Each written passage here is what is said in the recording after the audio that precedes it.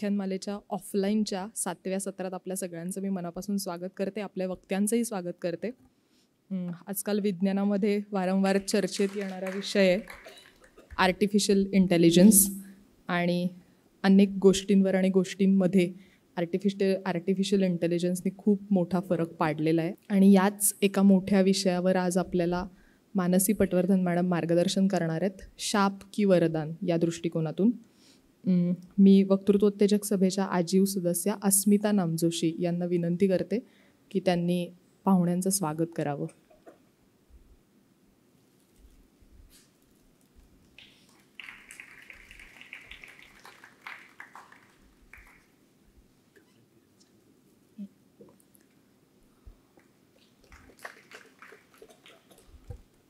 Artificial इंटेलिजन्समध्ये researcher म्हणून मॅडमनी मोठं कौशल्य प्राप्त केलेलं आहे आणि या ठिकाणी अनेक रिसर्च पेपर पण सादर केलेले आहेत. अनेकांना ते वाचून माहीत आहेत. मॅडमचं कम्प्युटर सायन्स विषयात इंजिनिअरिंग, त्याच्यापुढे MS आणि PhDही पूर्ण झालेलं आहे. आत्ता TCS रिसर्च लॅब्समध्ये सिनियर सायंटिस्ट म्हणून मॅडम कार्यरत आहेत. विश्वकर्मा इन्स्टिट्यूटसारख्या अनेक इन्स्टिट्यूट्स, कॉलेजेसमध्ये मॅडमची अनेक लेक्चर्स झालेली आहेत. शिवाय मास्टर्स आणि PhDच्या विद्यार्थ्यांसाठी मॅडम मार्गदर्शक म्हणूनही काम करत आहेत. अनेक विद्यार्थ्यांना त्यांचा गायडन्स मिळालेला आहे. Visual question generation, the state of art, mental health analysis using deep learning for feature extraction अशा अनेक विषयांवर मॅडमचे शोधनिबंध सादर झालेले आहेत. TCS Innovest award, Alan Chapman research travel award अशा अनेक पुरस्कारांनी त्या सन्मानित आहेत. मी मॅडमला विनंती करते की त्यांनी आपल्याला मार्गदर्शन करावं. त्याआधी सर्वांसाठी एक सूचना आहे की डाव्या बाजूला आणि उजव्या बाजूला, व्यासपीठाच्या डाव्या आणि उजव्या बाजूला 2 बॉक्सेस ठेवलेले आहेत ज्याच्यात कोरे कागदही ठेवलेले आहेत. ज्यांना प्रश्न असतील त्यांनी व्याख्यान संपायच्या आधीपर्यंत आपले प्रश्न त्यात टाकावेत. मोजक्या प्रश्नांना मॅडम व्याख्यान संपल्यानंतर उत्तरं देतील. धन्यवाद.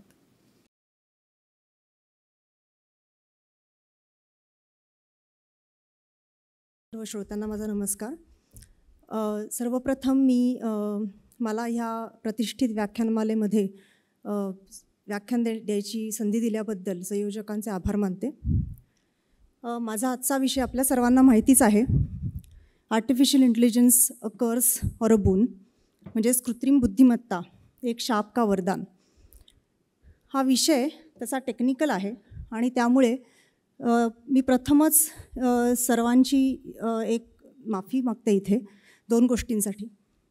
पहिली गोष्ट म्हणजे हे व्याख्यान मी अतिशय सोप्या पद्धतीने सर्वांना कळेल असं, सर्वसामान्यांना कळेल असं बनवलेलं आहे. त्यामुळे ह्या विषयामधली जर का काही तज्ज्ञ मंडळी इथे असतील तर त्यांना कदाचित हे व्याख्यान कंटाळवाणं होऊ शकतं आणि मी त्यांची आधीच माफी मागते.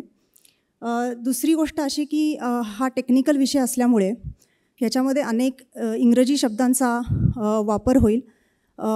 हे शब्द मराठीमध्ये अतिशय कृत्रिम वाटू शकतात, म्हणून मी त्यांचा उल्लेख हा इंग्रजीमधूनच करणार आहे आणि त्याबद्दलही इथल्या काही लोकांना माझं क्षमस्व. तर आता आपण व्याख्यानाला सुरुवात करूया. कृत्रिम बुद्धिमत्ता एक शाप का वरदान हा जो प्रश्न आहे हा आपल्या सर्वांनाच कधी ना कधीतरी पडला असावा. कृत्रिम बुद्धिमत्ता हे शब्द आपण सर्वांनी कधी ना कधीतरी ऐकलेले असतील, आर्टिफिशियल इंटेलिजन्स हे शब्द. आणि आर्टिफिशियल इंटेलिजन्स म्हणजे काय, त्याच्या अनेक बातम्या आपण सर्वांनी ऐकलेल्या असतील आणि त्यामुळे आपल्याला हा प्रश्न मनात पडला असेल की हे कृत्रिम बुद्धिमत्तेचं जग आहे ते नक्की कुठे चाललं आहे, त्याचं काय होणार आहे, ते आपल्या मनुष्य प्राण्यासाठी शाप ठरणार आहे का वरदान ठरणार आहे. तर अशाच एका बातम्यांपैकी एक बातमी मी आपल्या सर्वांना सांगू इच्छिते. ती बातमी सांगायच्या आधी मला तुम्हाला चॅटबॉट म्हणजे काय हे थोडक्यात सांगायला लागेल. आपण सर्वांनी गुगल असिस्टंट किंवा अलेक्साची म्हणजे ॲमेझॉनची अलेक्सा हिच्याशी कधी ना कधीतरी संवाद साधला असेल किंवा कोणाला तरी संवाद साधताना पाहिलं असेल. तर ॲमेझॉनची जी अलेक्सा आहे तिला तुम्ही प्रश्न विचारलात, माझ्यासाठी हे गाणं तू प्ले कर, तर ती अतिशय छान पद्धतीने त्या गाण्याचं सादरीकरण करते. अलेक्साला तुम्ही प्रश्न विचारलात की मला पुण्यामधल्या शनिवारवाडाचा पत्ता सांग, तर अलेक्सा तुम्हाला बहुतांश वेळेला अतिशय अचूकपणे तो पत्ता सांगते. किंवा अलेक्साला तुम्ही म्हटलात की ह्या खोलीचे लाईट्स आहेत ते डिम कर, तर ॲलेक्सा खोलीचा उजेड मंदावते. तर ही जी ॲलेक्सा आहे ही दुसरं कोणी नसून एक चॅटबॉट आहे. तर चॅट म्हणजे संवाद, गप्पा, बॉट म्हणजे मशीन किंवा रोबॉट. तर गप्पा मारणारा, संवाद साधणारं मशीन म्हणजे चॅटबॉट. अशा पद्धतीने तुम्ही चॅटबॉट वेगळ्या प्रकारचेही पाहिले असतील. कस्टमर सर्व्हिस चॅटबॉट म्हणजे बँकेमध्ये तुम्ही कधी चॅट करून किंवा इवन बोलून चॅट केलं असेल की आज बँक उघडी आहे का, मी इतके पैसे बँकेत डिपॉझिट करू शकतो का एका वेळी, असे प्रश्न विचारल्यावरती हे कस्टमर सर्व्हिस चॅटबॉट्स तुम्हाला अगदी अचूकपणे उत्तरं देतात. तर हे चॅटबॉट्स जे आहेत हे आपण कधी ना कधी आपल्या आयुष्यामध्ये ह्याचा वापर केलेला असतो. आणि काही काही लोकांना असंही वाटतं की ह्या चॅटबॉटच्या दुसऱ्या साईडला कोणीतरी माणूस बसला आहे आणि तो त्याची उत्तरं आपल्याला देतो आहे. पण तसं नाही आहे. हे चॅटबॉट म्हणजे आर्टिफिशियल इंटेलिजन्स ह्या टेक्नॉलॉजीनीच बनलेले आहेत. हे चॅटबॉटचं प्रशिक्षण कसं होतं, ही बातमी जी तुमच्याबरोबर मी आज शेअर करणार आहे, ही बातमी कळण्यासाठी त्याचं प्रशिक्षण कसं होतं हेही कळणं महत्त्वाचं आहे. अगदी त्याच्या टेक्निकल डिटेल्समध्ये मी जाणार नाही आहे, पण आम्ही या चॅटबॉटचं प्रशिक्षण रिएन्फोर्समेंट लर्निंग या मेकॅनिझमनी करतो. ही प्रशिक्षण पद्धती अतिशय सोपी आहे. आपण प्राण्यांना जसं प्रशिक्षण देतो तसंच या चॅटबॉटचं प्रशिक्षण होतं. प्राण्यांना आपण जेव्हा एखादी कृती करायला सांगतो आणि ती कृती जर का त्या प्राण्यांनी केली तर आपण त्यांना बक्षीस देतो, म्हणजे इंग्लिशमध्ये ज्याला ट्रीट म्हणतात, किंवा त्यांना आवडीचं खाद्य दिलं जातं. आणि जर का ती कृती त्या प्राण्यांनी नाही केली तर त्यांना शिक्षा दिली जाते. तर अशाच पद्धतीने या चॅटबॉटचंही प्रशिक्षण होतं. त्या चॅटबॉटला एखादा प्रश्न विचारला जातो आणि त्याचं जर का त्यांनी बरोबर उत्तर आपल्याला दिलं तर त्याला बक्षीस म्हणून, आम्ही ज्याला पॉझिटिव्ह रिवॉर्ड असं म्हणतो, ते त्याला मिळतं. आणि त्याला कळतं की आपण बरोबर उत्तर दिलं आहे. आणि जर का त्यांनी चुकीचं उत्तर दिलं तर त्याला शिक्षा दिली जाते, म्हणजे ज्याला आम्ही निगेटिव्ह रिवॉर्ड असं म्हणतो. तर अशा पद्धतीने या चॅटबॉटचं ट्रेनिंग होतं किंवा प्रशिक्षण होतं. तर आता हे सगळं सांगण्याचा उद्देश काय, तर एक जी मी तुम्हाला म्हणते एक माहिती ती अशी, फेसबुक ही कंपनी सर्वांना माहितीच आहे. तुमच्यातली काही इथली मंडळी फेसबुकवर असालच. आता त्याचं नाव मेटा असं झालेलं आहे, पण त्याचं आधीचं नाव फेसबुक असं आहे.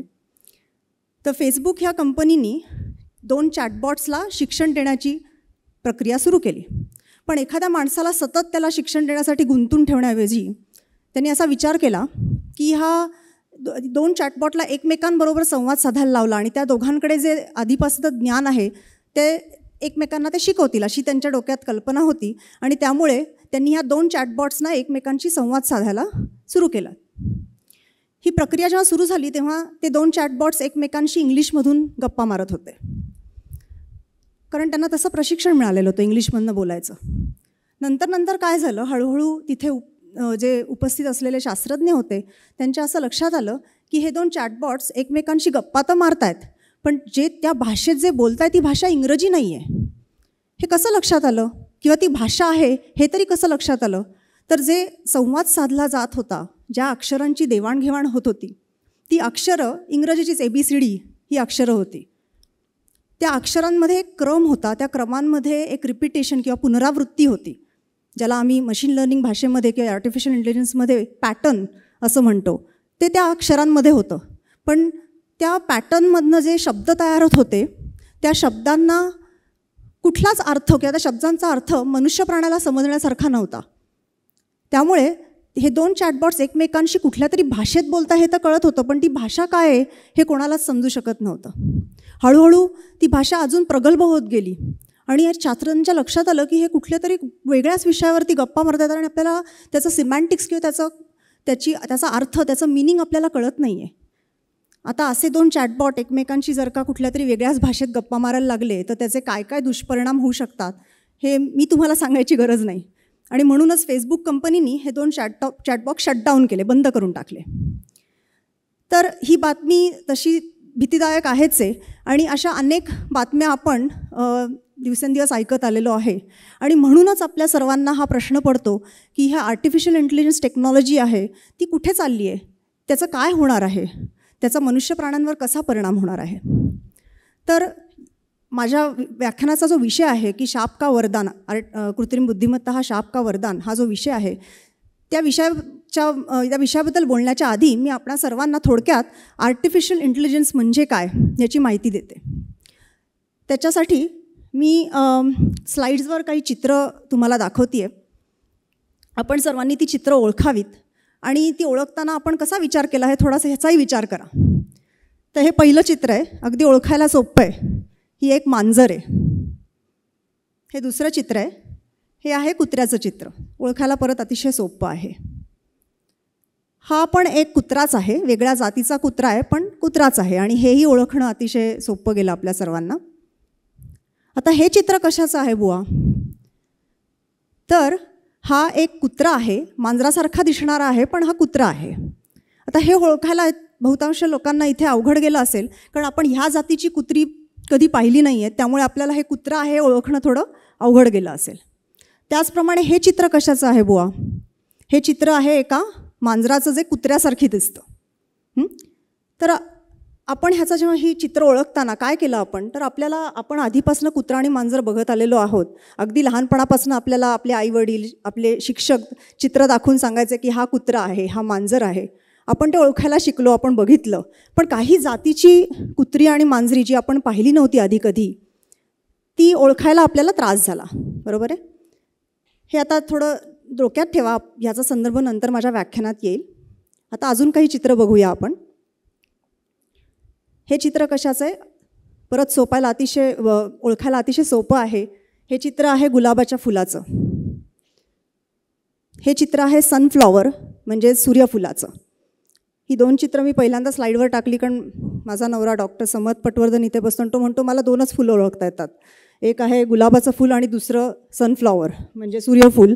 आणि एक मी सनफ्लॉवर हे मी शाळेत शिकलो आणि गुलाबाचं फूल ओळखायला मी कॉलेजमध्ये शिकलो, असं तुम्हाला आधीपासून सांगतो. त्याला ओळखता यावं म्हणून मी ही दोन फुलं पहिल्यांदा स्लाईडवर टाकली आहेत. तर ही दोन फुलं आपल्या सगळ्यांना अगदी ओळखायला त्रास झाला नाही, आपण अगदी ओळखू शकलो. हे आहे मोगऱ्याचं फूल.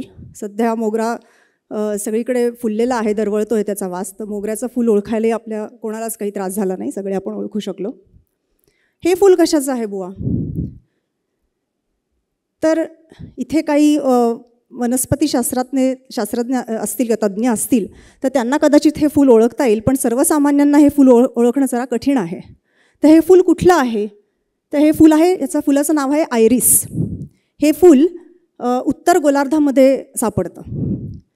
आता आपण अजून एक फूल बघूया. हे फूल कसलं आहे बुवा? तर शेजारचं फूल बघून बऱ्याच लोकांना इथे लगेच कळलं असेल की हे पण आयरिसचंच फूल आहे. थोडंसं वेगळं दिसतंय पण आयरिसचंच फूल आहे हे. हे फूल कुठलं आहे? तर हे फूल पण आयरिसचंच आहे.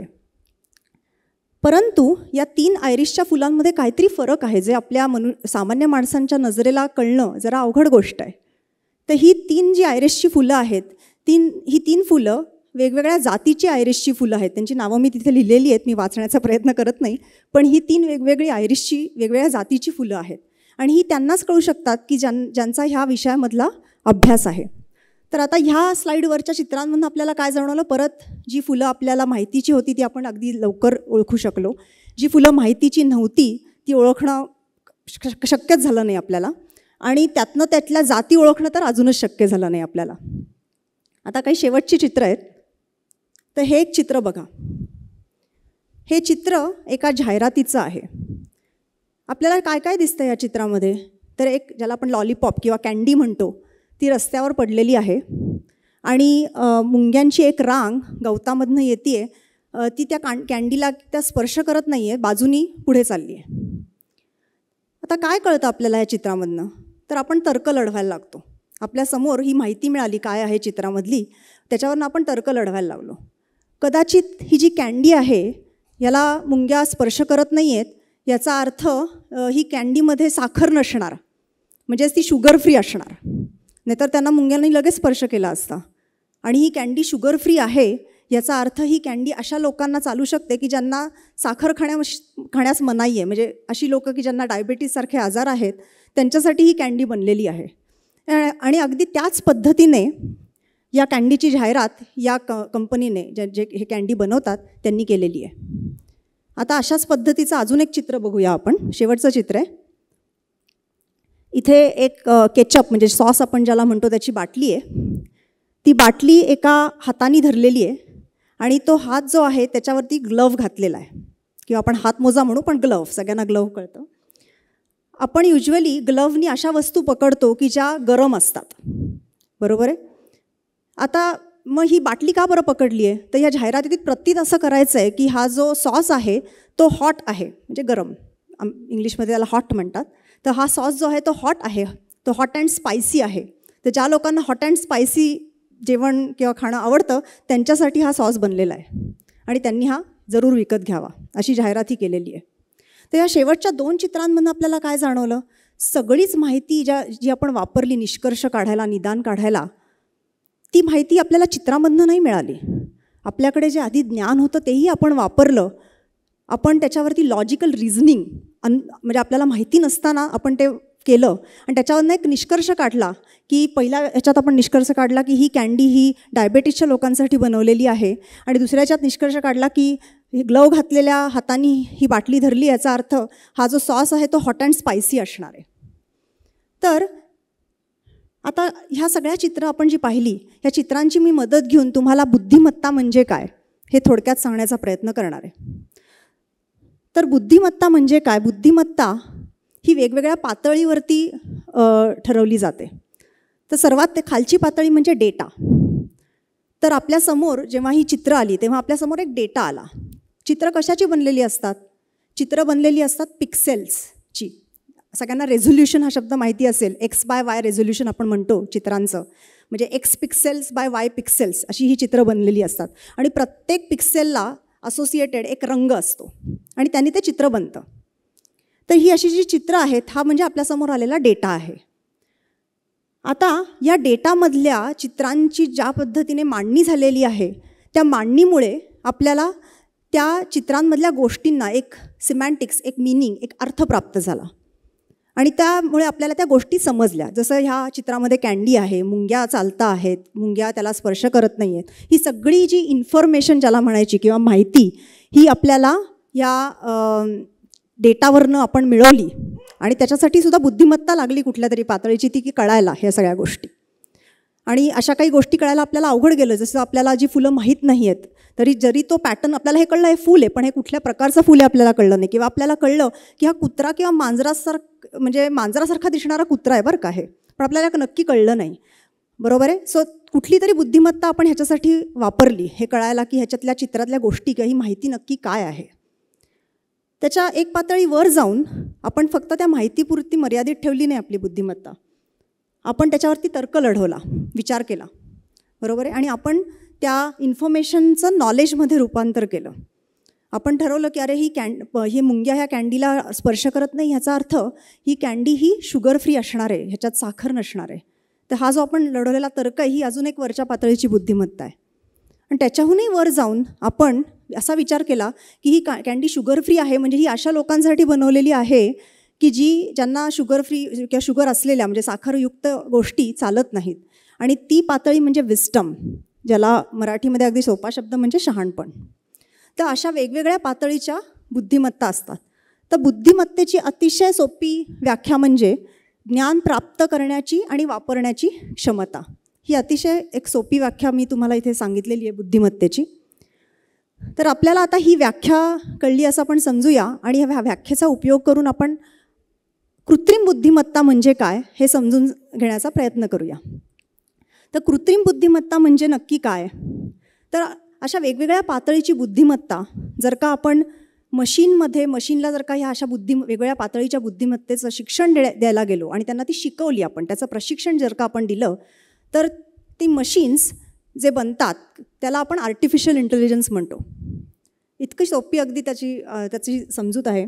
कुठल्या पद्धतीची बुद्धिमत्ता आपण मशीनला शिकवू शकतो, तर ह्युमन कॉग्निटिव्ह स्किल्स, म्हणजेच ज्याला मराठीमध्ये मानवी संज्ञानात्मक कौशल्य असं म्हणतात, अशा अनेक प्रकारच्या कौशल्यांचं आकलन हे मशीन करू शकतं. अशी कुठली कौशल्य असू शकतात, तर पहिलं कौशल्य म्हणजे आकलन शक्ती, ज्याला इंग्लिशमध्ये परसेप्शन असं म्हणतो. आपण जेव्हा चित्र पाहतो आपण ते परसीव्ह करतो, आपण त्याचं आकलन आपल्याला होतं. ही एक प्रकारची बुद्धिमत्ता आहे. दुसरी बुद्धिमत्तेचं कुठल्या बुद्धिमत्तेचं प्रशिक्षण आपण देऊ शकतो, तर ज्ञान मिळवण्याची बुद्धिमत्ता किंवा भाषेचं आकलन, ज्याला आम्ही लँग्वेज अंडरस्टँडिंग म्हणतो, किंवा तर्कशक्ती ही अतिशय वरच्या लेवलची बुद्धिमत्ता आहे, पण ती पण मशीनला त्याचं प्रशिक्षण देण्यासाठीचा जो ते संशोधन आहे ते आत्ता चालू आहे. आणि हे मशीनला शिकवणं तितकं सोपं नाही आहे बरं का. आपल्यासाठी खूप सोपं आपल्याला वाटतं, पण हे मशीनला शिकवणं तेवढं सोपं नाही आहे. पण त्याचं प्रशिक्षण देण्याचं कार्य सध्या त्याचं कार्य आणि संशोधन सध्या चालू आहे. तर अशा पद्धतीचे वेगवेगळी प्रशिक्षण मशीनला दिली जातात आणि त्यांनी जे काही निर्माण होतं त्याला आम्ही मॉडेल्स किंवा आमच्या कम्प्युटर सायन्स लँग्वेजमध्ये त्याला आम्ही अल्गोरिदम्स म्हणतो. आणि ही मॉडेल्स आणि ही अल्गोरिदम्स म्हणजेच दुसरं काही नसून तर त्याला सर्वसामान्यांच्या भाषेमध्ये आर्टिफिशियल इंटेलिजन्स किंवा कृत्रिम बुद्धिमत्ता असं म्हटलं जातं. आता हा कृत्रिम बुद्धिमत्ता हा जो शब्द आहे हा काही आत्ताच तयार झालेला शब्द नाही आहे. आपण ऐकला आत्ता असेल, पण शब्द हा खूप जुना आहे. या शब्दाची व्याख्या पहिल्यांदा जॉन मॅककार्थी हा जो स्टॅनफर्डचा प्रोफेसर होता त्यांनी 1950 साली ही व्याख्या केलेली होती. पण मग इतकी वर्ष का लागली बरं आर्टिफिशियल इंटेलिजन्स ही सगळ्यांसमोर यायला, किंवा आत्ता ज्याला इंग्लिशमध्ये बझवर्ड म्हणतात, सगळ्यांना अगदी लोकप्रिय असलेला शब्द आहे हा. इतकी वर्ष का बरं लागली? तर पूर्वीच्या काळची जी आर्टिफिशियल इंटेलिजन्स मशीनला शिकवायची जी प्रशिक्षण पद्धती होती ती प्रशिक्षण पद्धती अशी होती की त्यांनी ज्याला आम्ही ॲक्युरसी म्हणतो किंवा ज्या अचूकतेने ते मॉडेल्स तुम्हाला निदान करू शकतात ती अचूकता खूप कमी होती. मी ती प्रशिक्षण पद्धती तुम्हाला समजून सांगणार आहे थोडक्यामध्ये. पण त्यांनी निदान होण्याची अचूकता खूप कमी होती आणि त्यामुळे सर्वसामान्यांना किंवा आपल्या जगामध्ये त्याचा उपयोग किती होऊ शकतो किंवा त्यावेळी त्याचा उपयोग इतका होत नव्हता. आता नवीन ज्या टेक्नॉलॉजी, नवीन जे अल्गोरिदम्स आलेले आहेत ते बऱ्यापैकी अचूकतेने निर्णय देऊ शकतात आणि त्यामुळे रोजच्या आयुष्यामध्ये त्याचा वापर केला जातो आणि म्हणूनच सर्वसामान्यांना या गोष्टीची माहिती पडलेली आहे. एवढंच नाही तर ह्या गोष्टीचा वापर अनेक डोमेन्स, अनेक सेक्टरमध्ये होतो. तुम्ही कुठल्याही सेक्टरचं नाव घ्या, banking sector, finance sector, healthcare, fashion, movies, कुठल्याही सेक्टरचं तुम्ही नाव घ्या, तिथे आर्टिफिशियल इंटेलिजन्सचा उपयोग सध्याच्या काळामध्ये होत आहे आणि म्हणूनच हा बझवर्ड आणि किंवा लोकप्रिय शब्द असा बनलेला आहे. तर आता आपण ही जी वेगवेगळी शिक्षण किंवा प्रशिक्षण द्यायची जी पद्धत आहे आर्टिफिशियल इंटेलिजन्स मॉडेल्सना, ती कशी बरं कुठल्या पद्धतीने होते हे थोडक्यात बघूया. तर पहिली जी पद्धत आहे मी ती इंग्लिशमध्येच त्याचा उल्लेख करणार आहे. त्याचे जे मराठीतले भाषांतरातले शब्द आहेत ते मी स्लाईडवर टाकलेले आहेत. तर पहिली जी पद्धत आहे ती आहे रूल बेस्ड सिस्टम. आता हे कसं होतं प्रशिक्षण? तर कुठल्याही विषयामधले जे तज्ज्ञ असतात, आता आपण ह्याच्यासाठी त्या फुलांचं उदाहरण घेऊया, आयरिस फुलांचं. तर आयरिस वनस्पतीशास्त्रातले जे तज्ज्ञ आहेत त्यांना या आयरिस फुलांच्या जाती हे कसे ओळखत असतील? तर त्यातले काही जे गुणधर्म असतात त्या फुलांमधले, ते गुणधर्म असे असतात की ते त्यातला फरक करायला, त्या फुलांमधला, त्या जातींमधला फरक करायला त्या शास्त्रज्ञांना त्या गुणधर्मांची मदत होते. तर त्या गुणधर्म कुठले आहेत? तर इथे ते गुणधर्म आहेत, 2 गुणधर्म आहेत. एक आहे सेपल वेड्थ किंवा दलरुंदी आणि दुसरा गुणधर्म आहे पेटल वेड्थ किंवा पाकळ्यांची रुंदी. तर हे 2 गुणधर्म वापरून हे शास्त्रज्ञ नियम लिहू शकतात, कारण त्यांनी हे शिकलेले असतात नियम किंवा त्यांना हे माहिती असतात आणि हे नियम ते लिहितात. आणि हे नियम म्हणजेच खरं तर आर्टिफिशियल इंटेलिजन्स आहे, अगदी सोप्या शब्दात सांगायचं झालं तर. तर हे मॉडेल जे बनलेलं असतं ते ह्या नियमांचा एक गठ्ठा असतो असं म्हणायला हरकत नाही. आणि हे नियम जेव्हा नवीन गोष्टींवरती जेव्हा त्याला फुलांचं चित्र दाखवलं जातं त्याला हे नियम अप्लाय केले जातात आणि त्याच्यावरून निष्कर्ष काढले जातात हे कुठल्या जातीचं फूल आहे. तर ही आहे अशा पद्धतीची रूल बेस्ड सिस्टम. परंतु अशा पद्धतीचे रूल्स किंवा नियम लिहिणं हे सगळ्याच गोष्टीमध्ये शक्य आहे का? तर त्याचं उत्तर नाही असं आहे. खूप अवघड आहे. कुठल्याही गोष्टीचे असे अगदी बिनचूक नियम लिहिणं हे अतिशय अवघड गोष्ट आहे. आणि त्यामुळेच असं होऊ शकतं की चुकीचे नियम लिहिले जाऊ शकतात किंवा अचूक नियम नसतात आणि त्यामुळे ह्या मॉडेल्सची ॲक्युरसी किंवा अचूकपणे निदान मांडायची क्षमता ही कमी असते. आणि त्यामुळेच असं होतं की ह्या कमी अचूकता असलेल्या मॉडेल्सचा वास्तविक जीवनात त्याचा उपयोग फारसा होत नाही. आणि त्यामुळेच ही जी जुनी जी प्रशिक्षण पद्धती होती ही एवढी गाजलेली नव्हती. आता मधल्या काळामध्ये जी प्रशिक्षण पद्धती आली त्याला आम्ही data and feature based system म्हणतो, ज्याला मशीन लर्निंग असंही म्हणतात. तर इथे नियम लिहायची गरज पडत नाही. काय लागतं? तर डेटा लागतो. डेटा म्हणजे काय? आता परत फुलांचंच आपण उदाहरण घेऊया. तर आयरिसचं एखादं फूल आणि ते कुठल्या प्रकारचं फूल आहे त्याला लागणारं लेबल आम्ही त्याला म्हणतो. तर असा डेटा असतो, लेबल्ड डेटा.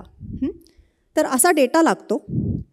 आता आम्ही काय करतो की कम्प्युटर व्हिजन किंवा इमेज प्रोसेसिंगचे अल्गोरिदम वापरून आम्ही त्याच्यातले त्या चित्रांमधनं त्याचे जे गुणधर्म असतात ते माहिती असावे लागतात मात्र या प्रणालीमध्ये. तर ते गुणधर्म आम्ही त्या चित्रांमधनं एक्स्ट्रॅक्ट करतो आणि ते गुणधर्म आम्ही मशीन लर्निंगच्या जे अल्गोरिदम किंवा मॉडेल असेल त्याला फीड करतो आणि त्याच्याबरोबर ती लेबल्स पण फीड करतो. आणि आता या मशीन लर्निंग अल्गोरिदमचं काम काय असतं तर हे गुणधर्म घ्यायचे आणि ते लेबल्स घ्यायची आणि ह्या दोन गोष्टी बघून त्या नियमांची बांधणी करायची. तर हे मशीन लर्निंग अल्गोरिदम्स दुसरं काही करत नाही, पण हे नियम शिकतात. हे नियम त्यांना द्यायची गरज पडत नाही. तर अशा पद्धतीने हे नियम हे मशीन लर्निंग मॉडेल शिकतात आणि मग अशा मशीन लर्निंग मॉडेल्सला जर का तुम्ही नवीन चित्र दिलं त्यातले गुणधर्म एक्स्ट्रॅक्ट करून द्यावे लागतात. ते दिलेत की ते तुम्हाला सांगू शकतात की हे कुठल्या जातीचं फूल आहे. तर अशा पद्धतीची ही जी दुसरी प्रणाली आहे ज्याला डेटा आणि फीचर बेस्ड सिस्टीम म्हणतात ती दुसऱ्या पद्धतीची प्रणाली आहे. आणि सगळ्यात शेवटची प्रणाली जी अगदी आत्ता सगळेजण वापरतात ज्याला आम्ही डीप लर्निंग म्हणतो. आपण न्यूरल नेटवर्क हा शब्दही ऐकला असेल बराच. मी न्यूरल नेटवर्कचे डिटेल्स आत्ता सांगणार नाही आहे, पण न्यूरल नेटवर्क्स वापरून आम्ही जी मॉडेल्स बनवतो ती न्यूरल नेटवर्क्स वापरून बनलेली ही मॉडेल्स असतात. तर ह्या प्रणालीमध्ये आता गुणधर्म सांगायचीही गरज नाही. आपण सर्वात पाहिले नियमच सांगावे लागायचे मॉडेल्सना. दुसऱ्यांदा पाहिलं की नियम सांगायची गरज भासली नाही, पण गुणधर्म सांगायची गरज भासली. आणि आता ही जी डीप लर्निंग मॉडेल्स आहेत त्यांना गुणधर्म सांगायची गरज नाही. तुम्हाला फक्त त्यांना डेटा फीड करायला लागतो आणि तो डेटा दिल्यानंतर ही मॉडेल्स त्यातले गुणधर्मही ओळखतात की असे कुठले गुणधर्म आहेत की ह्या डेटाचं जर का मला डेटामध्ये मला जर का फरक ओळखायचा असेल वेगवेगळ्या गोष्टींमध्ये, जसं या फुलांच्या वेगवेगळ्या जातींमध्ये मला फरक ओळखायचा असेल तर कुठले गुणधर्म मला उपयोगी पडतील हे ओळखायचं काम पण ते मॉडेलच करतं, तो अल्गोरिदमच करतो. आणि शिवाय त्याच्याबरोबर तो अल्गोरिदम हा ते नियमही शिकतो. तर या दोन्ही गोष्टी हे अल्गोरिदम अगदी अचूकपणे करतो. तर हे जे न्यूरल नेटवर्क बेस्ड सिस्टीम्स आहेत किंवा डीप लर्निंग सिस्टीम्स आहेत हे दोन्ही गोष्टी करत असल्यामुळे हे अल्गोरिदम कुठेही वापरू शकतो आपण. त्याला तर तज्ज्ञांची गरज पडत नाही, कारण ना आपल्याला गुणधर्म माहिती पाहिजेत ना आपल्याला नियम माहिती पाहिजेत. आणि म्हणूनच ही मॉडेल्स अतिशय प्रसिद्ध झालेली आहेत सगळीकडे. तर अशा प्रकारची जी मॉडेल्स आहेत त्यांना ते ट्रेन केलं जातं, त्यांना प्रशिक्षण दिलं जातं डेटानी. आणि मग त्यांना जर का नवीन आपण चित्र दिलं तर ते ओळखू शकतात की ही कुठल्या जातीचं फूल आहे. परंतु या डीप लर्निंग मॉडेल्सचा एक तोटा जो आहे की ते कुठल्या पद्धतीचे नियम शिकलेले आहेत किंवा कुठले गुणधर्म ते शिकलेले आहेत ओळखायला की हे कुठल्या जातीचं फूल आहे हे मात्र ते सांगू शकत नाही. म्हणजे उद्या जर का एखादं नवीन फूल आपण त्यांना ते दाखवलं त्या मॉडेलला आणि सांगितलं की आता ओळखा बरू हे कुठल्या जातीचं फूल आहे, तर ते ओळखतील. पण ते जर का चुकीचं ओळखलं त्यांनी तर ते हे सांगू शकत नाहीत की आपण हे सांगू शकत नाही की त्यांनी चूक कशामुळे केली आहे, कुठला नियम ते चुकीचे शिकलेत, कुठला गुणधर्म ते चुकीचे शिकलेत हे आपण सांगू शकत नाही. हा त्यांचा तोटा आहे ज्याला आम्ही मशीन लर्निंग भाषेमध्ये एक्सप्लेनेबिलिटी असं म्हणतो. त्यांच्यामध्ये एक्सप्लेनेबिलिटी नाही आहे. याचा उल्लेख परत माझ्या भाषणात होईल. तर अशा पद्धतीची 3 प्रणाल्या आपण बघितल्या. या तिन्ही प्रणाल्या फक्त आयरिस फुलाच्या जाती ओळखण्यासाठी ॲप्लिकेबल नसून त्याचे अनेक ॲप्लिकेशन्स आहेत. जसं आपण आधी जी कुत्र्या मांजरांची चित्र पाहिली ती चित्र ओळखण्याचं काम करण्यासाठी सुद्धा ही न्यूरल नेटवर्क बेस्ड किंवा डीप लर्निंग बेस्ड मॉडेल्स अतिशय उपयोगी पडतात. आता हा फारच अगदी म्हणजे खूप सोपा प्रॉब्लेम झाला की कुत्रा ओळखायचा का मांजर ओळखायचा हा आपल्यासाठी खूप सोपा आहे, पण मशीनसाठी एवढा सोपा नाही. त्यातले ते गुणधर्म ओळखणं की कुत्रा आणि मांजराला वेगळं कसं करायचं, एकाचे कान मोठे असतात, शेप कसा असतो आणि वगैरे वगैरे त्याच्या डिटेल्समध्ये आत्ता जात नाही. हे एवढंच नाही तर त्याची बाकीची पण अतिशय वेगवेगळ्या पद्धतीची ॲप्लिकेशन्स आहेत. एक ॲप्लिकेशन आपल्या सगळ्यांना माहिती असेल, स्पॅम डिटेक्शन. सगळ्या लोकांचे इथे ईमेल अकाउंट्स असतील आणि ईमेल जेव्हा तुमच्या इनबॉक्समध्ये येतो तेव्हा कधी कधी तो इनबॉक्समध्ये येतच नाही. तिथे एक स्पॅम नावाचा फोल्डर असतो आणि त्या फोल्डरमध्ये तो आपोआप ईमेल जातो, तुम्हाला काही कष्ट घ्यायची गरज पडत नाही. तर हे कशामुळे होतं तर मागे एक मॉडेल असतं ज्याला प्रशिक्षण दिलेलं असतं की स्पॅम म्हणजे ईमेलमधले जे कंटेंट आहेत ते बघायचे आणि त्यातले जे शब्द आणि वाक्य आहेत कुठल्या तरी विशिष्ट प्रकारची ती तशी असतील तर त्या ईमेलला स्पॅम म्हणून घोषित करायचं. तर अशा पद्धतीने स्पॅम डिटेक्शन हे मॉडेल ट्रेन केलं जातं आणि आपण सगळ्यांनी त्याचा अनुभव घेतलाच असेल कधी ना कधीतरी. कधी कधी चुकीचा ईमेलही स्पॅम म्हणून डिटेक्ट होतो आणि मग तुम्हाला त्या स्पॅम फोल्डरमध्ये जाऊन बघावं लागतं. एखादा माणूस म्हणतो हो मी तुम्हाला ईमेल केला होता, तुम्हाला मिळाला कसा नाही, तो त्या स्पॅम फोल्डरमध्ये गेलेला असतो. तर सगळीच मॉडेल्स काही अचूक नसतात, काही काही चुकीचेही निर्णय ते कधी कधी घेतात. दुसरं एक उदाहरण किंवा एक ॲप्लिकेशन सांगायचं झालं, हे आपल्या सर्वांना परत माहितीच आहे, आपण सगळे सोशल मीडिया प्लॅटफॉर्म्सवर आहोतच. आपण कुठलाही फोटो आपला स्वतःचा किंवा आपल्या मित्रमैत्रिणींचा, आपल्या नातेवाईकांचा जर का अपलोड केला तर लगेचच आपल्याला आपल्या चेहऱ्यासमोर एक असा बॉक्स दिसतो आणि तिथे आपलं नावही आपल्याला दिसतं लगेच. तर हे कशामुळे होतं? तर ही जी मॉडेल्स आहेत त्यांना आम्ही फेस रेकग्निशन अँड आयडेंटिफिकेशन अशी मॉडेल्स आम्ही म्हणतो, की जी चेहरा फक्त डिटेक्टच करत नाही की ह्या चित्रामध्ये चेहरा कुठे आहे, तेवढंच ते करत नाहीत, तर ते चेहरा कोणाचा आहे, त्यांनी आधी जर का तो चेहरा एखाद्या माणसाचा पाहिला असेल तर त्याची सिमिलॅरिटी, त्याची समानता ओळखून लगेचच तो चेहरा कोणाचा आहे ही मॉडेल्स सांगतात. अजून एक ॲप्लिकेशन सांगते. गुगल मॅप्स आपण सर्वजण वापरतच असाल. हल्ली कोणीही रस्त्यावरती थांबून कोणाला पत्ता विचारताना दिसत नाही, सगळेजण गुगल मॅप्स वापरत असतात. तर ह्या गुगल मॅप्सची सॅटेलाईट इमेजही आपण पाहिलेली असतील गुगल मॅप्सवरती. तर त्याच्यामधले रस्ते ओळखायचं काम हे आर्टिफिशियल इंटेलिजन्स मॉडेल्स करतं. हे जे रस्ते आहेत, हे रस्ते ओळखायचं काम करणाऱ्या अल्गोरिदमला आम्ही इमेज सेगमेंटेशन किंवा रोड सेगमेंटेशन अल्गोरिदम असं म्हणतो. सेगमेंट करतो तो तेवढा भाग चित्राचा जिथे रस्ता आहे. हे अजून एक ॲप्लिकेशन आहे. आपल्या सर्वांना हे ॲप्लिकेशन कधी ना कधीतरी आपण वापरलेलं असेलच. हे ॲप्लिकेशन म्हणजे सेंटेन्स ट्रान्सलेशन. गुगल ट्रान्सलेट आपण सर्वांनी कधी ना कधीतरी वापरलेलं असेल आणि त्याला जर का तुम्ही एखाद्या भाषेतलं सेंटेन्स किंवा वाक्य दिलं तर ते अतिशय अचूकपणे बरेचदा तुम्हाला त्याचं भाषांतर वेगवेगळ्या भाषेमध्ये करून देतं. आता आधी नव्हतं, पण आता इंग्लिश टू कुठल्याही भारतीय भाषा, मराठी त्याच्यामध्ये येतेच. मी हे स्वतः अनुभवलं. हे व्याख्यान बनवण्यासाठी मला ह्याचा खूप फायदा झाला, मराठीमध्ये वाक्यांचं आणि शब्दांचं भाषांतर मिळवण्यासाठी. तर हे ट्रान्सलेशन खूप चांगल्या पद्धतीने होतं. आधी होत नव्हतं, चुका होत्या त्याच्यामध्ये, पण आता हे बऱ्याचपैकी चांगल्या पद्धतीने आणि अचूकपणे भाषांतर होऊ लागलेलं आहे. अजून एक ॲप्लिकेशन जे आहे ते म्हणजे रेकमेंडेशन सिस्टीम. तर ही रेकमेंडेशन सिस्टीम काय आहे नक्की? तर आपण सर्वजण ॲमेझॉन प्राईम म्हणा किंवा नेटफ्लिक्स म्हणा, ह्याच्यावरती चित्रपट पाहत असाल. आपण एखादा चित्रपट पाहिला की आपल्याला सांगितलं जातं की तुम्ही हाही चित्रपट पहा, हा पण तुम्हाला आवडेल. किंवा काही लोकांनी जे इथे ऑनलाईन शॉपिंग करतात त्यांना माहिती असेल की तुम्ही काही जर का एखाद्या गोष्टी खरेदी केल्या तर तुम्हाला त्याच्यानुसार काही प्रॉडक्ट, वेगवेगळ्या गोष्टी तुम्हाला रेकमेंड केल्या जातात. तर हे कशा पद्धतीने होतं?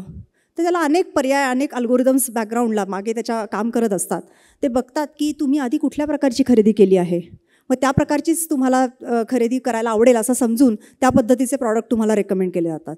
किंवा ते बघतात की तुमचं प्रोफाईल काय आहे, तुम्हाला कुठल्या गोष्टी आवडतात, तुम्ही कुठे कुठे जाऊन आला आहात, तुमचं वय काय आहे, या सगळ्या गोष्टी बघून तुम्हाला त्यानुसार प्रॉडक्ट रेकमेंड केले जातात.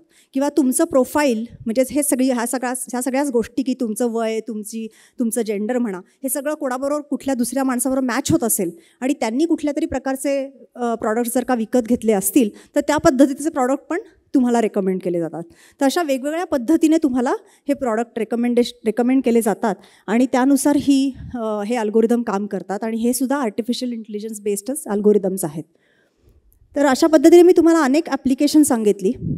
या डीप लर्निंग सिस्टीमचा एक तोटा आत्ता सांगते की ह्यांना अगदी म्हणजे मिलियन्स ऑफ डेटा पॉईंट्स ज्याला आम्ही म्हणतो, किंवा खूप डेटा लागतो. म्हणजे कुत्रा आणि मांजर ओळखायचं असेल त्यांनी तर अनेक कुत्रा आणि मांजराचे फोटो, आणि नुसतेच फोटो नाहीत तर ते चित्र लेबल केलेलं, म्हणजे हा कुत्रा आहे, हा मांजर आहे, असा लेबल डेटा त्यांना लागतो.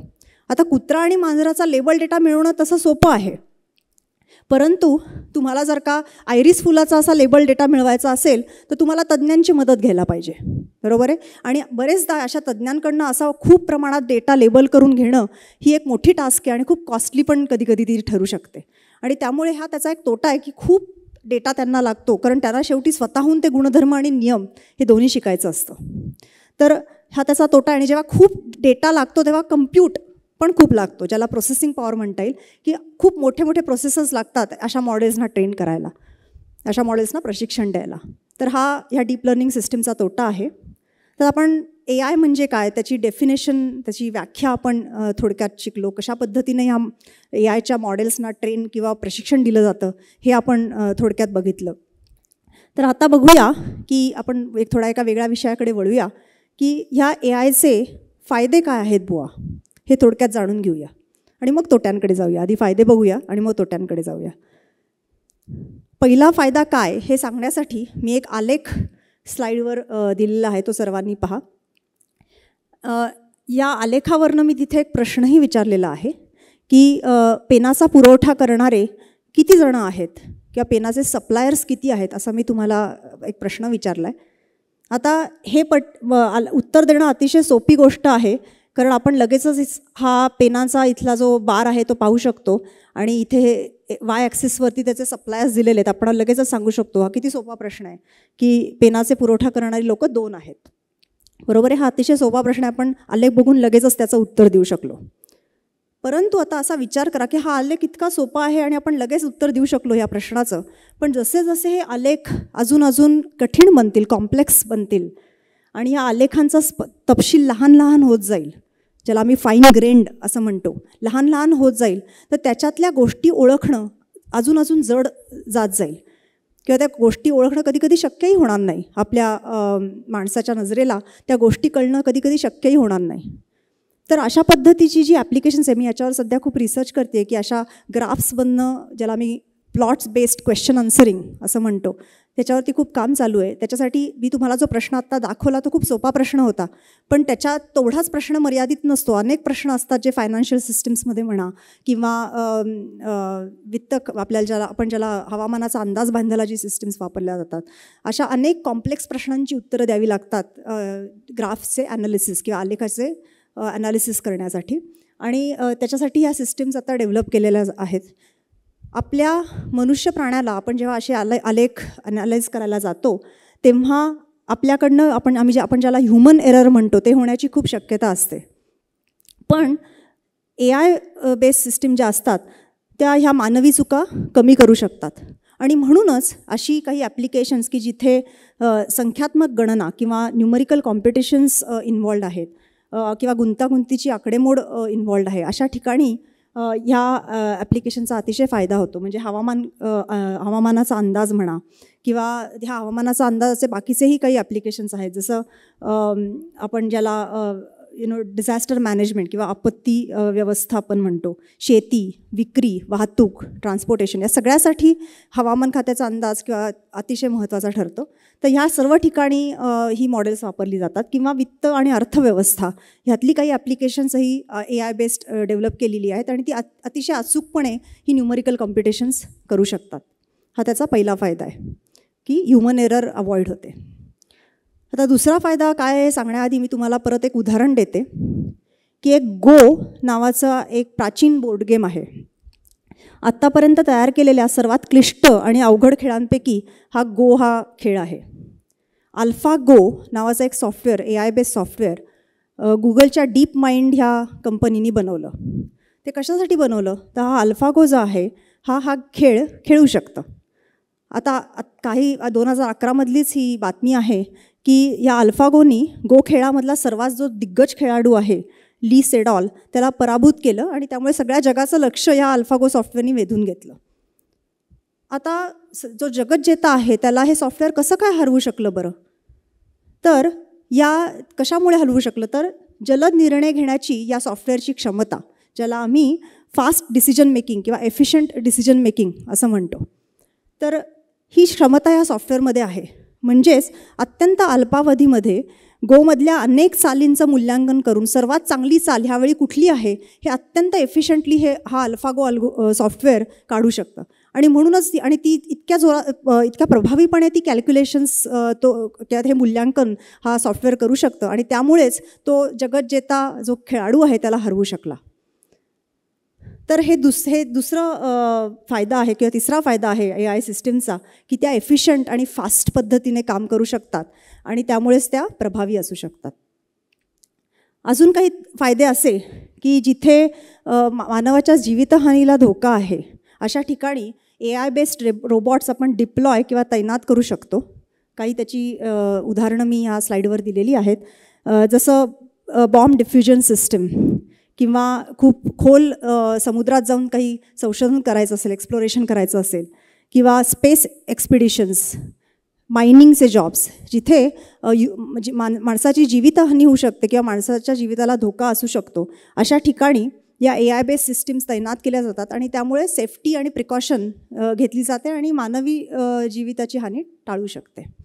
ही एक खूप, हे सर्वांना आपल्याला मजेशीर वाटेल पण खूप महत्त्वाची गोष्ट आहे की AI आधारित जे इंजिन्स असतात ते न थकता दिवस रात्र कधीही आपल्यासाठी काम करू शकतात आणि त्यामुळे त्यांचा अतिशय फायदा होऊ शकतो, एस्पेशली काही सेक्टर्समध्ये, जसं हेल्थकेअर सेक्टर, की जिथे कधीही इमर्जन्सी येऊ शकते आणि ती थांबवू नाही शकत आपण की अमुक ते अमुक वेळातच मी काम करणार असं नाही म्हणू शकत आपण तिथे.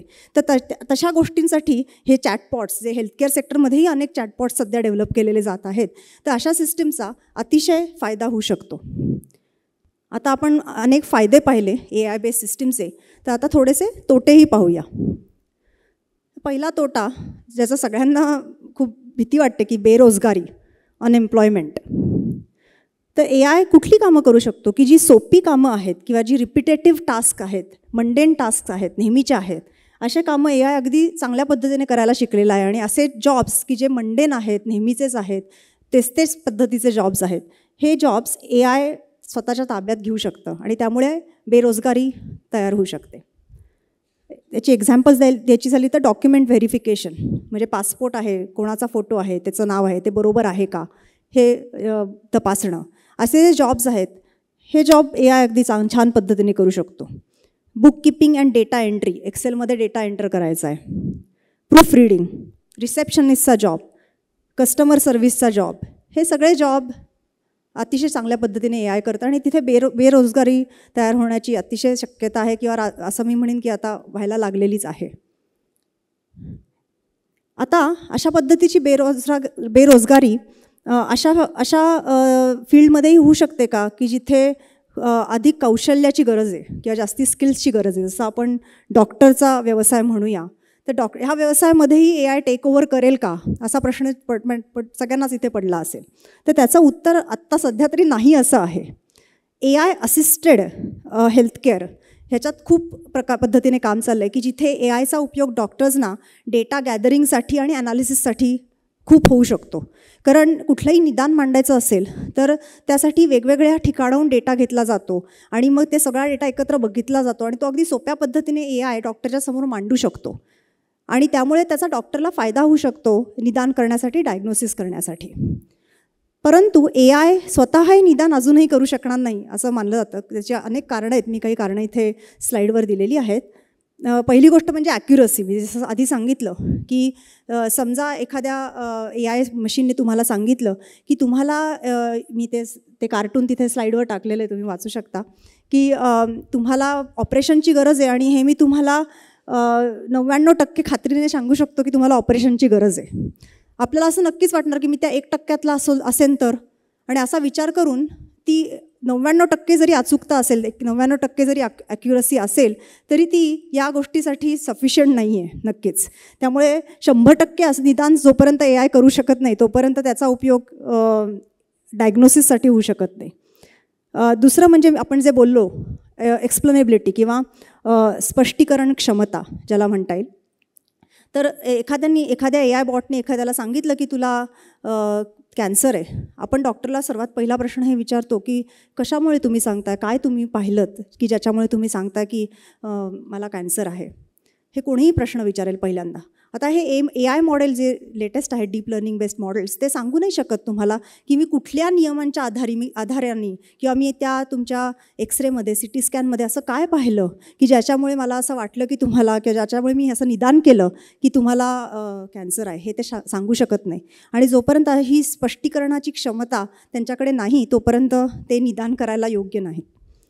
दुसरं म्हणजे एम्पथी नाही त्यांच्याकडे, सहानुभूती. हेल्थकेअर सेक्टरमध्ये ही अतिशय महत्त्वाचा गुण आहे. पहिल्यांदा आपण डॉक्टर जर का आपल्याबरोबर एम्पथाईज करू शकला, सहानुभूती दाखवू शकला किंवा आपल्या भावना जाणून घेण्याची जर कौशल्य जर का त्या डॉक्टरकडे असेल तर पहिल्यांदाच आपल्याला बरं वाटतं. मग त्यांनी कुठलं बरोबर निदान देणं ही पुढची गोष्ट झाली. त्यामुळे एम्पथी ही खूप महत्त्वाची गोष्ट आहे. आपली जी मशीन लर्निंग किंवा डीप लर्निंगची जी मॉडेल्स आहेत त्यांचं लॉजिक अबाव ऑल अशी पॉलिसी असल्यामुळे त्यांना एम्पथी वगैरे काही कळत नाही आणि त्यामुळे त्यांचा उपयोग या मेडिकलच्या क्षेत्रामध्ये होण्याची शक्यता अजून तरी नाही आहे. दुसरं म्हणजे नॉन लिनियर वर्किंग स्टाईल. ही म्हणजे काय सांगण्यासाठी मी तुम्हाला एक उदाहरण देते. मधल्या कोविडच्या काळामध्ये माझ्या लॅबमधले काही लोक चेस्ट एक्सरे बघून ऑटोमेटेड पद्धतीने आपल्याला एखाद्या माणसाला निमोनिया आहे की नाही आणि तो निमोनिया कोविडचा आहे का हे ओळखण्यासाठीचे अल्गोरिदम्स किंवा मॉडेल्स तयार करण्याचे प्रयत्न चालू होते. माझे वडील डॉक्टर अभिमन्यू केळकर हे अगदी नावाजलेले रेडिओलॉजिस्ट आहेत पुण्यातले. मी त्यांना त्याच्यातली काही एक्सरेज किंवा ती चित्र मी त्यांना दाखवली आणि त्यांना विचारलं की काय वाटतं तुम्हाला ह्या लोकांना तो निमोनिया कोविडचा आहे का. त्यांनी त्यातली काही चित्रं बघितली आणि त्यांनी मला सांगितलं की हो, यातल्या काही ह्या चित्रांमधनं मला असं वाटतं आहे की ह्या माणसाला कोविड असू शकतो असं ते मला म्हणले. तर मी म्हटलं, बाबा तुम्ही असं का म्हणताय की ह्यांना कोविड असू शकतो, तुम्ही असं का म्हणत नाहीत की कोविड आहे. तर ते मला म्हणले की फक्त हे चेस्ट एक्सरे बघून आणि त्यातला तो फोटो बघून आणि तिथे जे काही मी ऑब्झर्व करतो ते बघून मी अचूकपणे नाही सांगू शकत की ह्या माणसाला कोविड आहे की नाही. ह्याच्याबरोबर मला त्या माणसाची हिस्ट्री माहिती पाहिजे, त्याचं वय काय आहे, त्याला आधीच कुठले आजार होऊन गेले, त्याचा ब्लड रिपोर्ट्स आहेत का, पॅथॉलॉजीचे रिपोर्ट्स आहेत का, हे सगळं बघून आणि या सगळ्याचा अंदाज बांधूनच मग नंतर मी एक अगदी अचूक असं निदान किंवा डायग्नोसिस देऊ शकतो. फक्त फोटो बघून मला नाही सांगतायत. म्हणजे थोडक्यात सांगायचं झालं तर डॉक्टरला असं नाकासमोर बघून चालणारा माणूस होता येत नाही. त्याला नॉन लिनियर थिंकिंग किंवा त्याची वर्किंग स्टाईल नॉन लिनियर असू शकते की हे वेगवेगळ्या गोष्टी बघायच्या आणि मग निदान मांडायचं. अजून तरी आपल्या AI सिस्टीम्स इतक्या हुशार बनलेल्या नाही आहेत की ह्या नॉन लिनियर वर्किंग स्टाईल पद्धतीने ते निदान मांडू शकतील.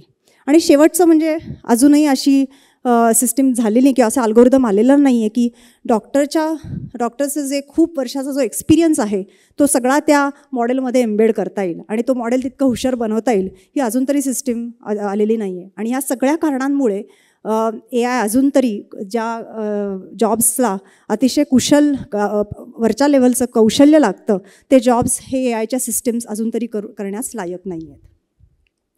आता पुढचा तोटा काय आहे हे बघूया. लायबिलिटी. सेल्फ ड्रायव्हिंग कार्स निर्माण होत आहेत हे सर्वांना माहितीच आहे.